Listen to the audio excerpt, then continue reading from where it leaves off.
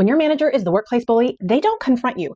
They cut off your access. And this is pattern 2 of how it starts. People will stop looping you in. Information will stop reaching you, but you're still accountable for the outcome. And that's not a coincidence. That's isolation. I'm going to give you 3 strategies to use when you see this happening.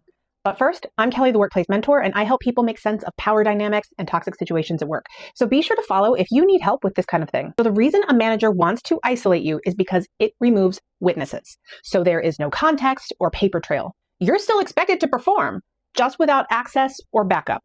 That's the setup. Now, to be clear, you should know that sometimes access is restricted for real reasons, for risk containment, or confidential investigations, or temporary restructuring, and that's not bullying. Bullying is when isolation becomes the pattern. It's targeted, it's repeated, it escalates, and it consistently blocks you from doing your job. And that's what we're talking about. This is when it keeps happening.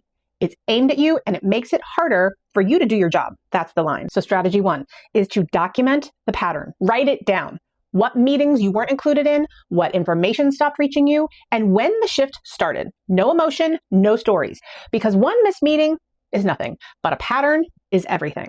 Strategy 2 is to stop hinting and stop apologizing and request access in writing and tie it to the work.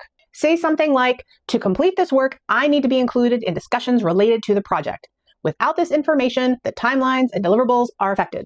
You're not asking why. You are stating reality. If they block your access, the work is blocked too. That's on record. And strategy 3 is to make yourself visible. Stop letting this happen in private.